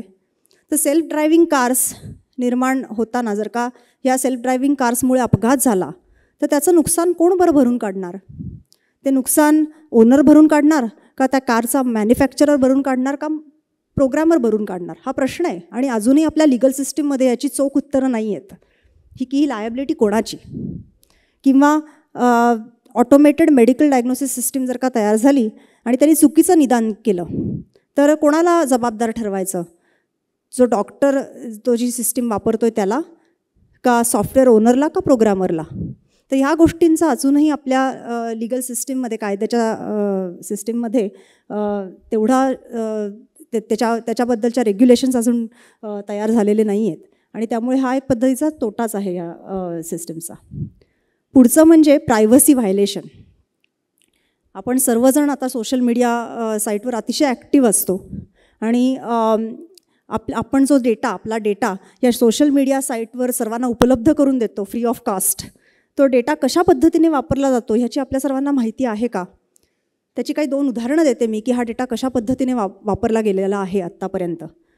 तर क्लिअर व्ह्यू नावाची एक AIची कंपनी आहे जिने पोलीस अधिकाऱ्यांना गुन्हेगार ओळखायला मदत व्हावी म्हणून फेस रेकग्निशन सिस्टीम तयार केली. आता तुम्हाला मी आधी सांगितल्याप्रमाणे या अशा पद्धतीच्या सिस्टीमला ट्रेन करायचं असेल, प्रशिक्षण द्यायचं असेल तर खूप डेटा लागतो. म्हणजे त्यांना खूप चेहरे त्यांच्याकडे असले पाहिजेत. तर हे चेहरे त्यांनी कुठून मिळवले तर आमच्यासारखे जे सोशल नेटवर्क साईटवर ज्यांनी स्वतःचे फोटो अपलोड केलेले आहेत हे सगळे फोटो त्यांनी वेबस्क्रेप ज्याला आम्ही म्हणतात ते तिथून त्यांनी घेतले आणि ते त्यांनी त्यांची सिस्टीम बनवायला ते चेहरे वापरले. तुम्ही म्हणाल की ठीक आहे, याचा आम्हाला काय तोटा होऊ शकतो, आम्ही तर कुठला गुन्हा केलेला नाही, आम्हाला काय भीती याची. तर सांगायचा विषय असा की परत ही जी सगळी मॉडेल्स आहेत ही काय सगळ्या वेळेला बरोबर निदान देतात असं नाही. आणि उद्या त्यांनी चुकीचं निदान केलं आणि आपल्यालाच गुन्हेगार म्हणून घोषित ठरवलं तर त्याचे काय काय दुष्परिणाम होऊ शकतात ह्याची आपल्याला कल्पना आहेच आहे. अजून एक उदाहरण द्यायचं झालं तर डीप फेक नावाची एक कंपनी आहे. त्यांनी मजा म्हणून एखाद्या व्यक्तीचा चेहरा घेऊन दुसऱ्याच्या शरीराला लावायचं एक सॉफ्टवेअर काढलं तिथे एक उदाहरण दिलेलं आहे मी की किती अचूकपणे, म्हणजे दुसरा चेहरा पाहिल्यावर कळणार पण नाही की हा खरा माणूस नाही आहे. तर अतिशय मॉर्फिंग ज्याला म्हणतात, असं ऑटोमॅटेड पद्धतीने मॉर्फिंग करायचं सॉफ्टवेअर या डीपफेकने काढलं. परंतु काय व्हायला लागलं की ह्याचा मजा म्हणून फक्त उपयोग नाही करण्यात आला. लोक खोट्या बातम्या आणि माहिती तयार करण्यासाठी ह्याचा वापर करायला लागले. तेवढंच नाही तर सर्वात वाईट म्हणजे अश्लील चित्र बनवण्यासाठी पण ह्याचा वापर केला जाऊ लागला. तर अशा पद्धतीने आपला जो पब्लिकली अवेलेबल डेटा आहे तो कुठल्या पद्धतीने वापरला जातो हे आपल्याला माहिती असल्याशिवाय तिथे अपलोड करणं हे चुकीचं आहे. दुसरी गोष्ट म्हणजे आपण अपलोड करणं हे जितकं चुकीचं आहे तितकंच त्याचा वापर करणं तर अजूनच चुकीचं आहे. पण ह्याच्याबद्दलही आता कुठे ती रेग्युलेशन्स आणि काय वापरता येईल, काय वापरता येणार नाही, कशाला पब्लिक डेटा म्हणायचं, कशाला प्रायव्हेट डेटा म्हणायचं, आणि तो खरंच प्रायव्हेट डेटा प्रायव्हेट ठेवला जातो आहे की नाही, ह्या सगळ्याची रेग्युलेशन्स आता कुठे AIच्या लिगल सिस्टीम्समध्ये डेव्हलप होत आहेत. अजून एक शेवटचं उदाहरण प्रायव्हसी व्हायलेशनचं म्हणजे चीनमध्ये लोकांच्या संमतीशिवाय मोठ्या प्रमाणावर त्यांच्यावर पाळत ठेवण्यासाठी चीनने हे फेस रिकग्निशन सॉफ्टवेअर तयार केलं. तुम्हाला या चित्रात दिसतंय की प्रत्येक माणूस जो गर्दीमधनं चालतो आहे अतिशय अचूकपणे त्याचा चेहरा ओळखला गेला आहे. आणि तेवढंच नाही तर त्या चेहऱ्याच्या वरती त्याचा नंबर पण आहे. तो नंबर दुसरा काही नसून त्या माणसाचा युनिक आयडेंटिफायर आहे. म्हणजे आपला जसा आधार कार्डचा नंबर आहे तसा त्यांच्याकडे जो काही असेल तो नंबर त्याच्यावर दिसतोय. म्हणजे सतत प्रत्येक माणूस कुठल्या वेळी कुठे आहे हे सगळीकडे कॅमेरे लागलेले आहेत आणि हे माहिती सरकारला कधीही कुठेही असू शकते. हे सॉफ्टवेअर जरी कितीही बिनचूक आणि अतिशय सुंदर पद्धतीने बनवलेलं असेल तरी हे नक्कीच लोकांच्या संमतीशिवाय न केल्यामुळे चीनवर तीव्र टीका UN केलेली आहे आणि अशा पद्धतीचं प्रायव्हसी व्हायलेशन तिथेही चालू आहे. आता पुढचा तोटा म्हणजे बायस. हे म्हणजे काय, बायस म्हणजे काय हे सांगण्यासाठी मी तुम्हाला अजून एक उदाहरण देते की एका AI सिस्टीमला प्रशिक्षण देण्यासाठी की एखाद्या कुत्र्याचा चित्र हे अमेरिकन हस्की कुत्रा तो आहे का, अमेरिकन हस्की ही कुत्र्याची एक जात आहे. हे नेहमी नॉर्थ पोल किंवा त्या बर्फ जिथे असतो तिथे ही जात आढळून येते.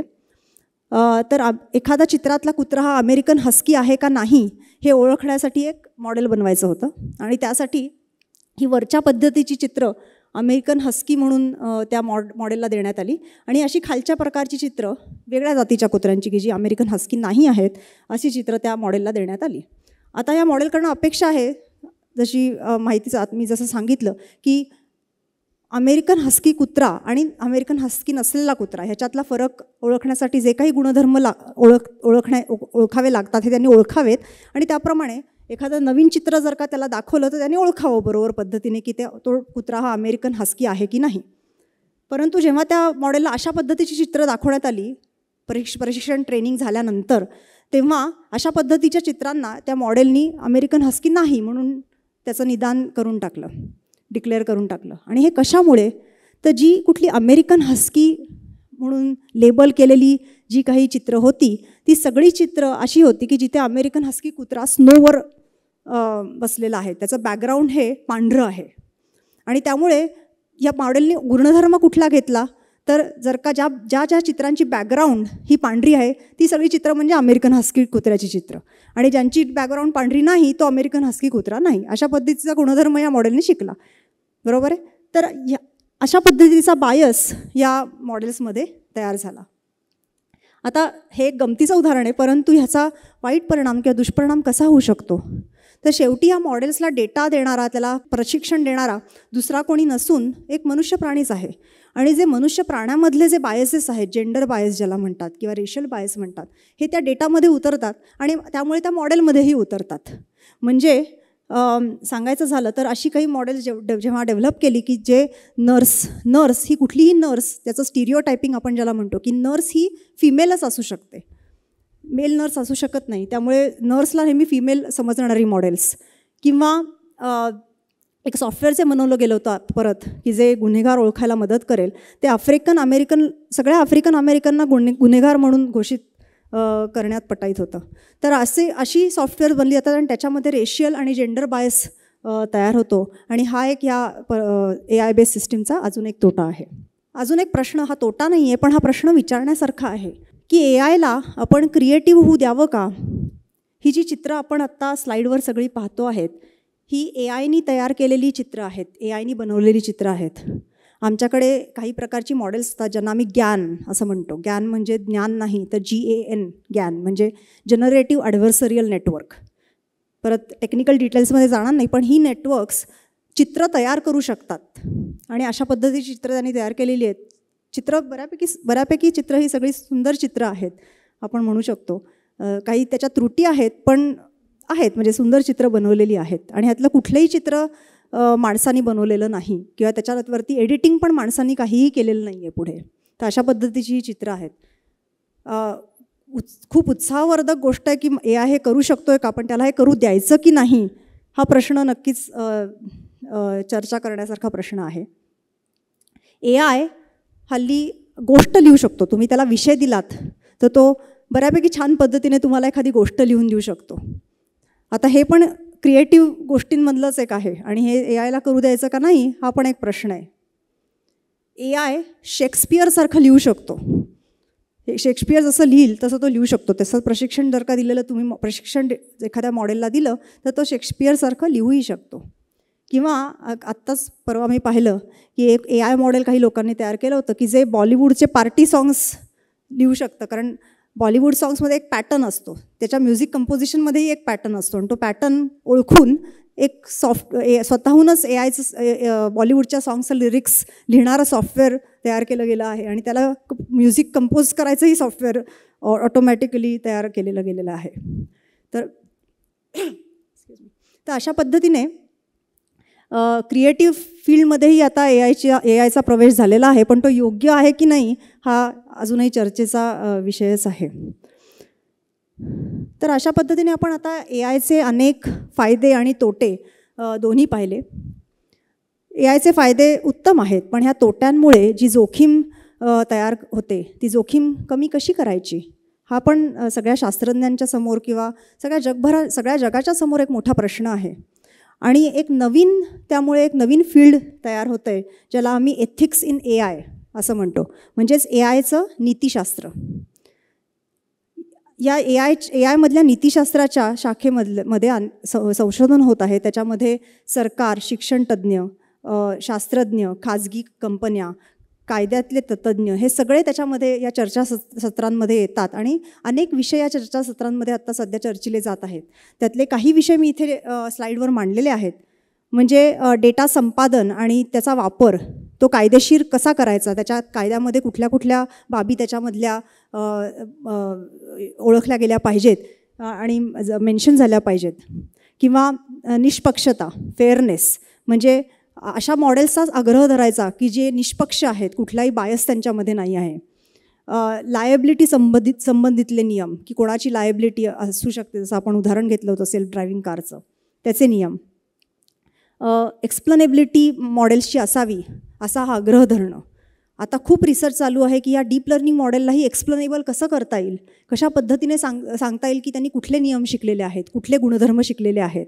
तर त्याचे पण संशोधन चालू आहे आणि त्याचा उपयोग या मॉडेलना ट्रान्सपरंट करण्यासाठी त्यांना पारदर्शक बनवण्यासाठी केला जात आहे. आता कुठल्या क्षेत्रामध्ये AI वापरला नाही पाहिजे हे सुद्धा खूप महत्त्वाचं आहे. संरक्षण क्षेत्रामध्ये, डिफेन्समध्ये AIचा वापर बंदी AIच्या वापराची बंदी करावी असंही सांगण्यात येत आहे. म्हणजे मानवी सैनिकांची जागा घेण्यासाठी रोबॉट्सची निर्मिती किंवा ऑटोनॉमस शस्त्रे, स्वायत्त शस्त्रे ह्यांचं प्रोडक्शन बंद करावं, ते होऊ देऊ नये असंही या चर्चासत्रांमध्ये सांगण्यात येत आहे. आपण बघितलं मेडिसिन किंवा कायदा अशा क्षेत्रांमध्ये AIचा वापर फक्त मर्यादित व्हावा. AI असिस्टेड हेल्थकेअर किंवा AI असिस्टेड लीगल सिस्टीम, सध्या लीगल सिस्टीममध्येही AIचा वापर चालू केलेला आहे. म्हणजे कॉन्ट्रॅक्ट रिव्ह्यू ऑटोमेशन, मी स्वतःही याच्यामध्ये काम केलं होतं की कॉन्ट्रॅक्टचं एखादं तुमच्यासमोर डॉक्युमेंट आलं तर त्याच्यामधले ऑब्लिगेशन्स कुठले आहेत, निगोशिएटिव्ह क्लॉज कुठले आहेत हे ओळखायचं ऑटोमेटेड पद्धतीने, हे काम चालू आहे.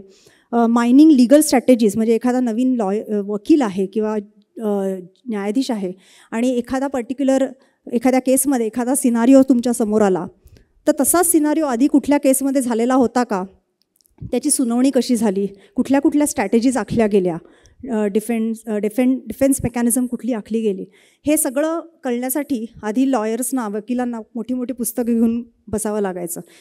ही सिस्टीम, ही माईन करायची सिस्टीम आपण ऑटोमेटेड पद्धतीने करू शकतो का, आणि अशा पद्धतीने आपण लॉयर्सना, वकिलांना असिस्ट करू शकतो का, अशी सिस्टीम बनवण्याचं काम चालू आहे. पण ते कुठपर्यंत मर्यादित ठेवायचं ह्याच्यावरती चर्चा आहे, की ती फक्त असिस्टन्स म्हणूनच त्याचा वापर केला जावा. आता सर्वात जो शेवटचा पॉईंट इथे आहे म्हणजे रोबॉट राईट्स. मजा वाटेल पण ह्याचीही चर्चा केली आहे आपण. ॲनिमल राईट्स, ह्युमन राईट्स ह्याच्याबद्दल बोलतो. हे जी नवीन पद्धतीचे रोबॉट्स तयार होत आहेत त्यांना कुठले कुठले राईट्स असावेत या पद्धतीचीही चर्चा यामध्ये, या चर्चासत्रांमध्ये होत आहे. थोडक्यात सांगायचं झालं तर हे सगळे AIचे तोटे आहेत ते कसे, त्याची जोखीम कमी कशी करायची यासाठी खूप चर्चा चालू आहेत आणि त्याच्यावरती संशोधनही चालू आहे. आपल्या कोणालाही सिंग्युलॅरिटी नको आहे. तर सिंग्युलॅरिटी म्हणजे काय, तर जो काळ जेव्हा मानव पृथ्वीवरील सर्वात बुद्धिमान प्राणी राहणार नाही असा काळ, त्याला सिंग्युलॅरिटी म्हणतात.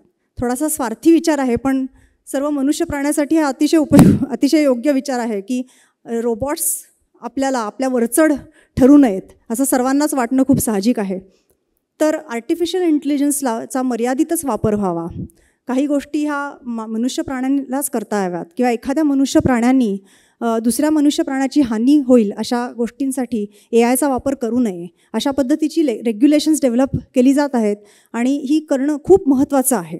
आणि ही केल्यामुळेच हा सिंग्युलॅरिटी येणार नाही अशी आशा सगळ्यांना आहे.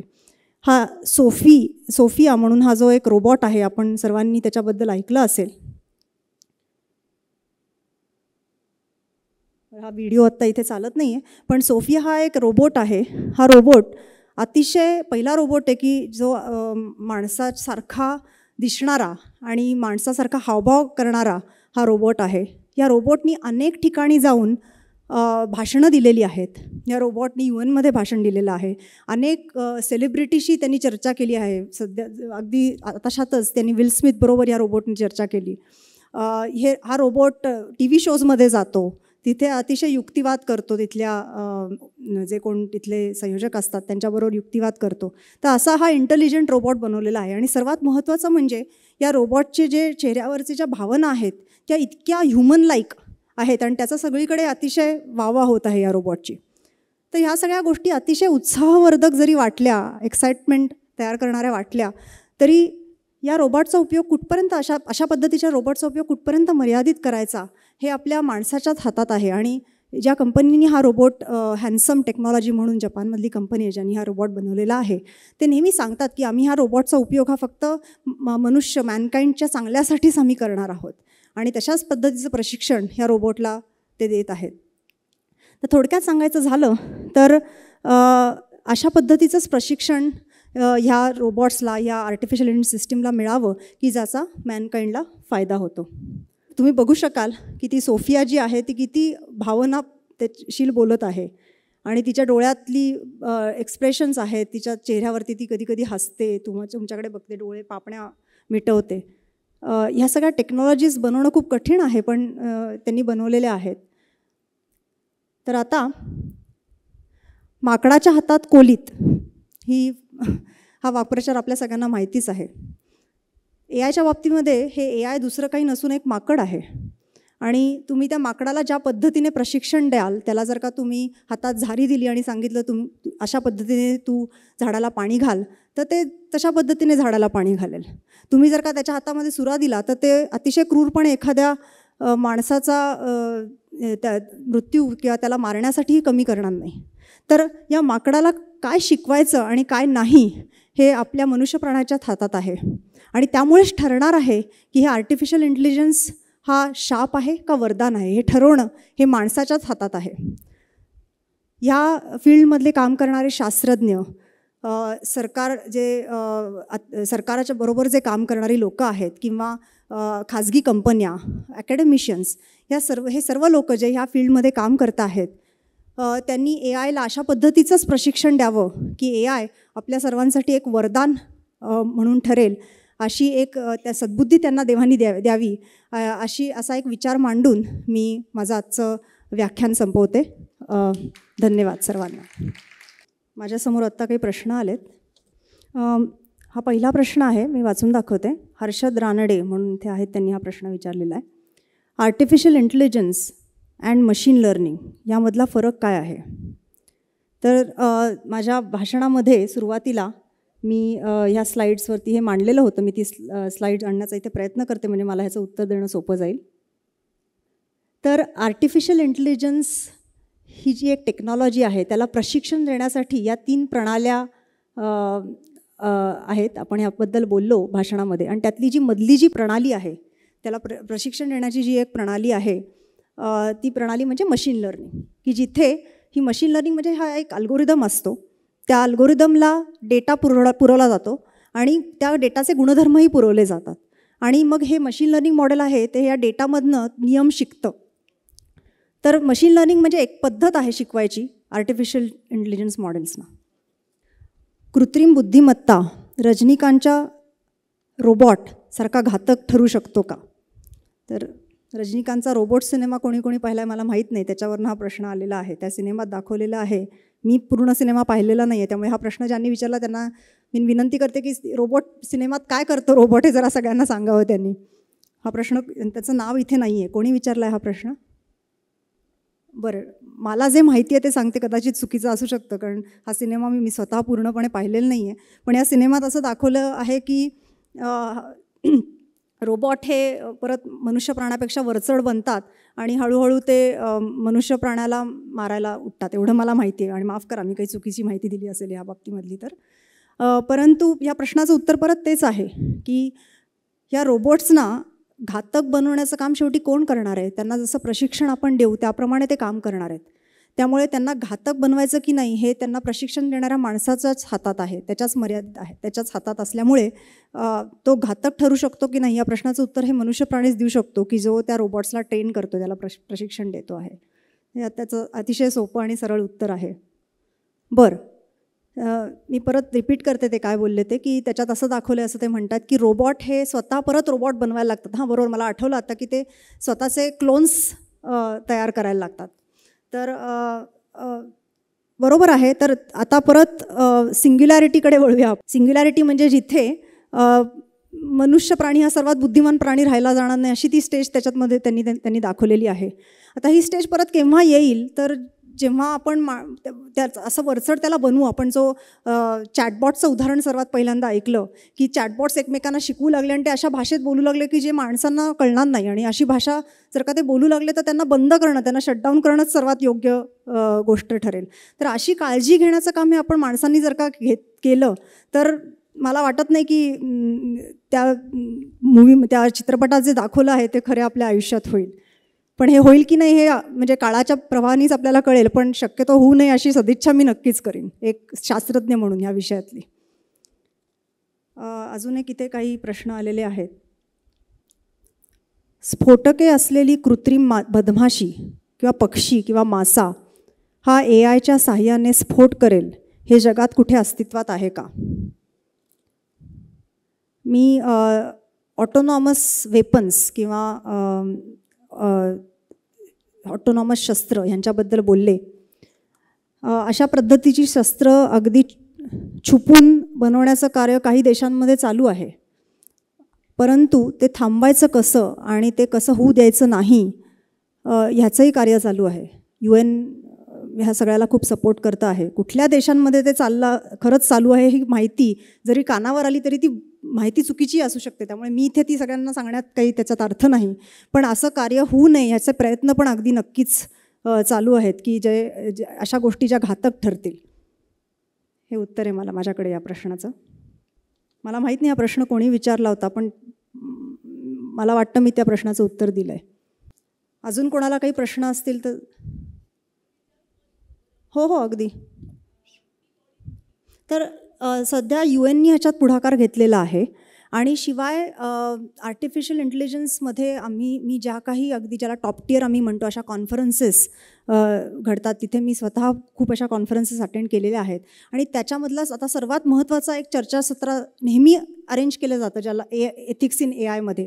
त्याच्यामध्ये फक्त शास्त्रज्ञ किंवा कम्प्युटर सायंटिस्ट भाग घेत नाहीत, तर त्याच्यामध्ये लिगल क्षेत्रातली लोकं, वेगवेगळ्या देशातून येणारी लोकं, फक्त एका देशातली नाही वेगवेगळ्या देशातून येणारी लोकं किंवा सरकारला रिप्रेझेंट करणारी काही लोकं वेगवेगळ्या देशातल्या किंवा सायकॉलॉजिस्ट असे अनेक किंवा कॉग्निटिव्ह सायन्समध्ये काम करणारी लोकं, न्यूरोसायन्समध्ये काम करणारी लोकं, अशी अनेक बॅकग्राऊंडचे अनेक तज्ज्ञ वेगवेगळ्या विषयातले या चर्चासत्रामध्ये सहभागी होत आहेत. आणि फक्त त्यातली चर्चा ही चर्चासत्रात मर्यादित राहू नये म्हणून तुम्ही एथिक्स इन AI असा सर्च गुगलवर करा. त्याच्यामध्ये अनेक ब्लॉग्स, अनेक पद्धतीने जी काही त्याच्यात डे टू डे त्याच्यात ज्या इम्प्रूव्हमेंट्स होत आहेत त्या तिथे सगळ्यांसमोर अगदी उघडपणे तिथे मांडण्यात आलेल्या आहेत. म्हणजे सगळ्यांना कळावं की ह्या विषयामध्ये काय काय प्रगती होत आहे. पण ह्याचं रेग्युलेशन, ह्याचं मेन जी बॉडी आहे ती UN आहे की जी हे सगळं म्हणजे ज्यांनी सुरुवात केली या गोष्टीची, ह्या विचार मांडायची, ती UN ही बॉडी आहे याची. त्यातला जो लीगल भाग आहे तेवढा मला खूप, त्याच्यात मी स्वतः तज्ज्ञ नसल्यामुळे मला एवढं माहिती नाही आणि मी ते सांगणंही चुकीचं आहे. परंतु जे काही मी त्या जी चर्चासत्र मी अटेंड केली त्याच्यामध्ये असं जाणून आलं की कुठल्याच देशाच्या माणसांना हे नको आहे. निदान उघडपणे तरी कोणी सांगणार नाही की आम्हाला हवं आहे असं. आणि त्याच्या दृष्टीने प्रयत्न चालू आहेत हे सगळेच देश. कारण शेवटी एक न्यूक्लिअर बॉम्ब तयार झाला तर तो सगळ्या जगालाच आता अफेक्ट करणार आहे. तर त्याचा इफेक्ट हा एखाद्या पर्टिक्युलर जगाशी मर्यादित राहील असं नाही आहे. त्यामुळे मला तरी असं म्हणजे ह्याचं तुमच्या प्रश्नाचं ह्या उत्तर मी लिगल आस्पेक्टने देऊ नाही शकणार. पण मला तरी असं वाटतं की जगामधल्या कुठल्याच देशाला हे व्हायला नको आहे. एवढं तर मी नक्कीच सांगू शकते, जे मी म्हणजे मला जे जाणवतं अशा चर्चासत्रांमधून. त्यांचा प्रश्न असा होता की आर्टिफिशियल इंटेलिजन्समुळे कोणी एकदम सेलिब्रिटी की मी उद्या लता मंगेशकर बनले किंवा कोणी सुपरमॅन बनला असं बनू शकतं का, असा त्यांचा प्रश्न आहे. आर्टिफिशियल इंटेलिजन्समुळे अजून तरी माणसाच्या मेंदूमध्ये काहीतरी नवीन गोष्ट घालायची की फ्लॉपी डिस्क घातली इथनं आणि त्याला एकदम नवीन कुठलं तरी ज्ञान मिळावं अशी टेक्नॉलॉजी अजून तरी आलेली नाही आहे. त्यामुळे माणसामध्ये काहीतरी बदल घडवायचा असं की एखाद्याला कुणीतरी एकदम लता मंगेशकरचा आवाज असं बनू शकेल का असं तुम्हाला विचारायचं आहे. रोबॉट बनवू शकतील का? जसं शेक्सपियर लिहिणारा रोबॉट किंवा सॉफ्टवेअर बनू शकतं तर हे बनू नक्कीच शकेल. पण तुम्ही लता मंगेशकर यांचं जर का उदाहरण घ्यायचं झालं, असा जर का एखादा रोबॉट बनवायचा असेल तर त्या रोबॉटला ज्या पद्धतीचं प्रशिक्षण द्यावं लागेल आणि त्या पद्धतीची ऑटोनॉमस कंपोजिशन्स आणि साऊंड सिस्टीम म्हणजे ऑडिओ सिस्टीम अजून तेवढी प्रगल्भ झालेली नाही आहे, अजून झालेली नाही आहे. पण जर का होऊ शकेल का असं तुम्ही जर का प्रश्न असेल तर होऊ शकेल असं मला तरी वाटतं. म्हणजे तुम्ही तसं प्रशिक्षण दिलं आणि ती टेक्नॉलॉजी तेवढी डेव्हलप झाली तर ते होऊ नक्कीच शकेल असं मला वाटतं. ते करायचं की नाही आणि ते करणं योग्य आहे की नाही हा वेगळा विषय आहे. बरं, आता मला संयोजकांनी सांगितले की आपण हे विषय ऑफलाईन चर्चा करू शकतो ह्याच्यावरती. तर मी आत्ता हे माझं व्याख्यान आणि हे QA सेशन इथे थांबवते. सर्वांना अतिशय धन्यवाद की तुम्ही माझं व्याख्यान इथे पेशंटली ऐकलंत आणि तसा रिस्पॉन्सही तुम्ही मला दिलात. धन्यवाद. थँक्यू.